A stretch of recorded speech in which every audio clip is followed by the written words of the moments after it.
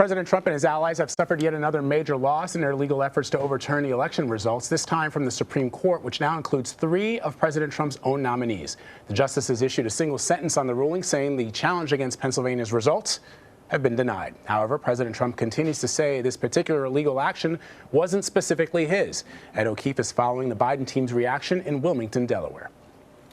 In response to the Supreme Court's decision, the Biden campaign says the election's over and that Mr. Biden will be sworn in January. And the president-elect is focusing instead on the pandemic and laying out what exactly he'd do about it in his first 100 days. Masking, vaccinations, opening schools. These are the 3 key goals for my first 100 days. President-elect Biden says he wants 100 million vaccines given to Americans in his first 100 days. That's the same number of vaccines promised by the Trump administration. But Mr. Biden is warning that the president's vaccination plan could fall short without additional funding.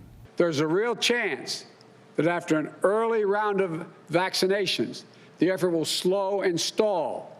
The president-elect also rolled out his health team, including Dr. Anthony Fauci, who will remain in his current role and be chief medical advisor to Mr. Biden. The road ahead will not be easy. Fauci skipped a vaccine summit hosted by President Trump Tuesday, which featured no representatives from vaccine manufacturers. The president used the event to falsely insist he won the election. Hopefully the next administration will be the Trump administration. Meanwhile, Mr. Biden continues to fill out other parts of his cabinet. CBS News has learned he plans to nominate Ohio Congresswoman Marcia Fudge to run the Department of Housing and Urban Development. And Tom Vilsack is Agriculture Secretary, the same job he held during the Obama administration. Today, the president-elect also plans to introduce retired Army General Lloyd Austin as his pick for Defense Secretary. If confirmed, he'd be the first black man to lead the Pentagon. But some Democrats on Capitol Hill are skeptical of Austin's nomination because he's been out of military service for less than 7 years. A federal law requires uniformed commanders to wait at least that long before taking top civilian jobs at the Pentagon. Austin would need Congress to pass a waiver exempting him. In an op-ed in The Atlantic, Mr. Biden said Congress should do so, as it did for President Trump's first defense secretary, James Mattis. And Mark Morial, president of the National Urban League, agrees. My encouragement is Democrats and Republicans hear it loud and clear. Don't impose a differential standard on General Austin. Morial was among a group of civil rights leaders who met last night with the president-elect virtually to discuss the diversity of his cabinet picks and what the Biden administration might do about racial justice issues. Now, if you're keeping score at home and you might be wondering, at this point, the president-elect has appointed 12 top cabinet picks. 8 of them are people of color, 6 are men, and 6 are women. Anne-Marie and Vlad? All right, Ed, thank you. For more on this, let's bring in Washington State Congressman Adam Smith. He is the chairman of the House Armed Services Committee. Congressman, good to see you. I note that General Colin Powell has issued a statement in reaction to General Lloyd Austin's nomination. He calls him a superb choice that has served splendidly at all combat and civilian levels in the armed forces. What's your reaction to General Lloyd Austin's nomination? Well, I agree with Colin Powell. I think General Austin is an extremely well-qualified person to be Secretary of Defense. He has great experience and has served his country very, very well. So I've worked with General Austin in a variety of different capacities during my time on the Armed Services Committee, and I have been very impressed. I think he certainly is a high-quality individual with great experience. The concern that has been expressed on the Hill is civilian control of the military. Traditionally, we don't want general officers in charge of the Pentagon because of the distinction between military and civilian control. I've spoken with General Austin since his nomination, and basically we just want to hear him address that issue, to hear what he is going to do to make sure that that constitutional distinction is protected during his tenure, that he understands why civilian control of the military is important. Have you spoken to the president-elect's team? What have your conversations been like about this appointment, or rather this proposal? I have spoken to them about it.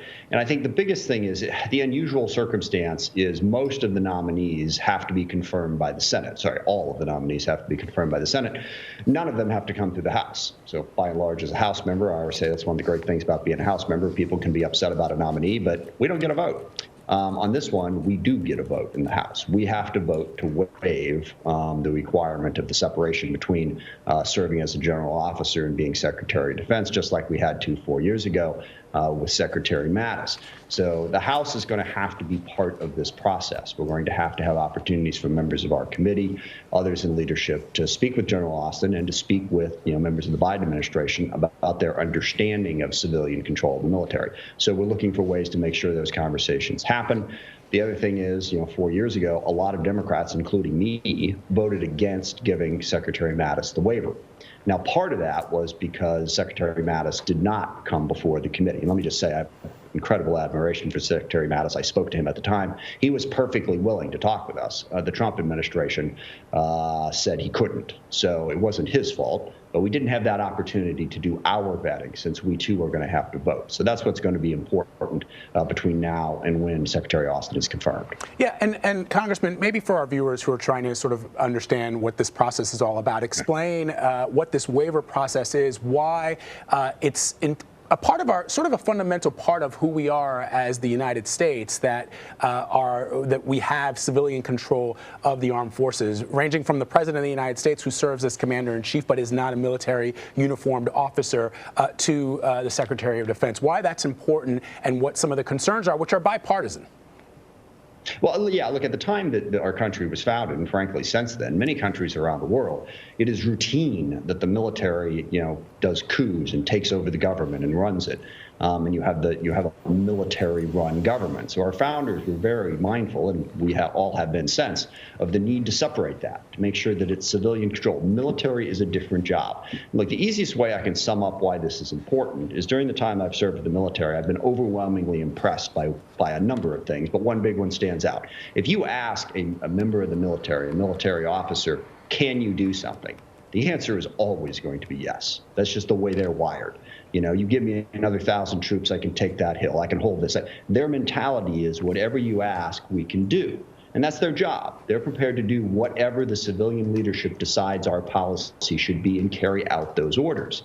But if you have that mindset, then your mindset is there's nothing you can't do. The civilian leadership needs to be said, look, you may think you can do it, and that's great. We're making the policy decision, no. Whether you're talking about Afghanistan, Iraq, going back in history, Vietnam, you want to have civilian leadership there that sets the right policy. So understanding that distinction, understanding as a military officer, you follow orders, okay? Civilian leadership says you do this, your job is to say, you want to do that, I will get it done.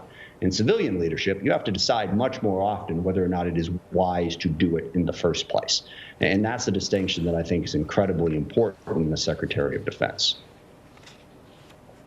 Congressman, I want to ask you about the National Defense Authorization Act. The House overwhelmingly passed it. It's most likely going to pass in the Senate as well.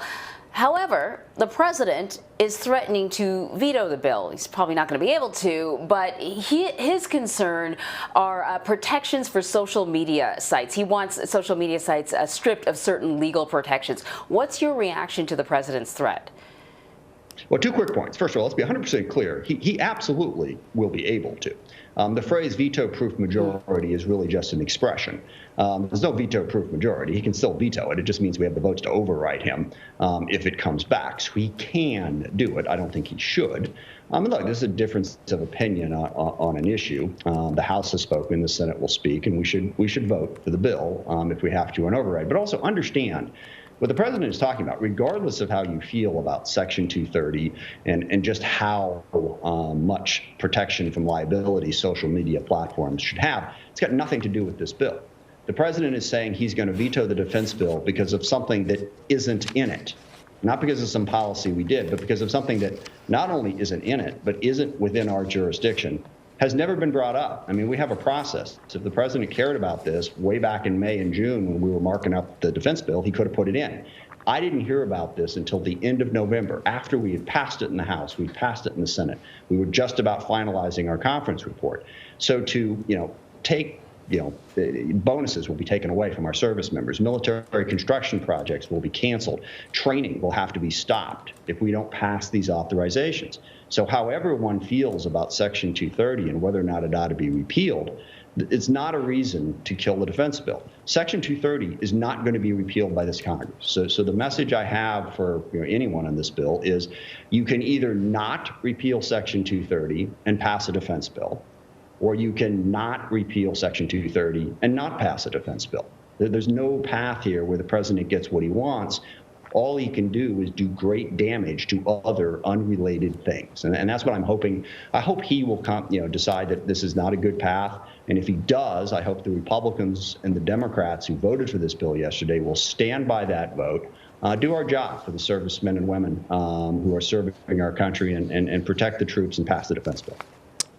Something else the current president of the United States wants, Congressman, is to overturn the results of the election. And so I want to ask you about a report in the Washington Post. They reached out to every single member of Congress and found just 27 congressional Republicans acknowledge that Joe Biden is the president-elect of the United States. Just what kind of conversations are you having with your Republican colleagues? Are they just afraid of President Trump? Are they afraid of his tweets? Are they afraid of his followers, which is a real thing? There are elected officials locally across this country who are receiving death threats because they are not towing the line when the president tries to lean on them.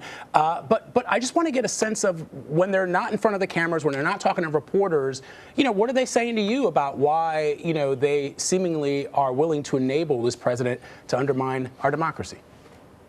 Well, this is a very sad and very difficult time in our nation's history. We have had a rise in extremism in terms of ideological outlook that I think is deeply troubling. And what do I mean by extremism? I mean by extremism, basically don't confuse me with the facts. My opinion is my opinion, and I view my job as jamming my opinion down everybody else's throats. And it has stopped us from working together in, representative democracy, listening to people, bringing people together to solve problems. Instead, it's become this intense ideological fight. President Trump is not the only one who does that, by the way.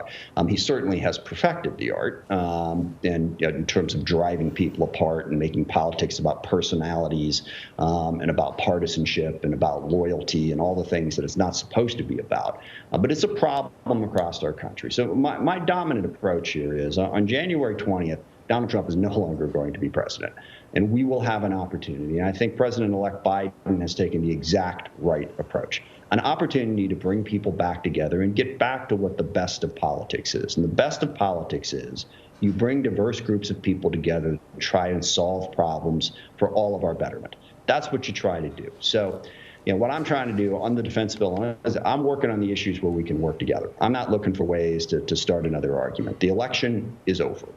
Joe Biden is going to be president. We'll let President Trump do what he's going to do. Those of us who are going to have to serve next year better figure out a way to work together for the betterment of the American people, because we got a pandemic, we got a social justice crisis, we've got an economic crisis. We have a ton of work to do. Focusing on our partisan differences right now is, to my mind, the wrong thing to do. Congressman, very quickly before you go, I want to ask you about a COVID relief package. There are certain sticking points, funding local governments, legal protections for businesses. Would you be willing to sort of put those issues aside, the issues that are the roadblocks, and just sign a bill that's going to give Americans the money that they need to get through the next few months? I would, yes. I would say that the two aspects of that are important. The liability reform. I mean, if you want to come up with some liability protection for businesses because of COVID, that's okay. What's being proposed is far broader than that. Basically, it's an effort to push tort reform through, taking advantage of the COVID crisis, and that's too much. The problem on the state and local government, if all we can get is help for struggling individuals right now, people who can't find enough food, can't pay their rent, the real struggles that are out there, then I would absolutely take it. Don't underestimate, though, the importance of state and local governments. State and local governments are having to deal with all of those issues I just mentioned, and the public health issue.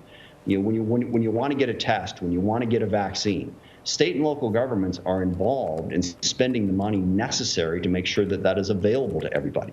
And if their budgets are crushed and they don't have the money, then you won't get the tests, you won't get the access to healthcare, you won't get the access to the vaccine. So I think support for state and local governments is crucial. But at this point, absolutely, I would take the best that the powers that be could put together, because the people in my district, people all across this country are hurting. They need help. They're going to need more than the $900 billion that's being talked about, but they need something now. So we should get something done as soon as possible, because the American people desperately need it right now. Congressman Adam Smith, thank you so much. Thank you. Really appreciate the chance.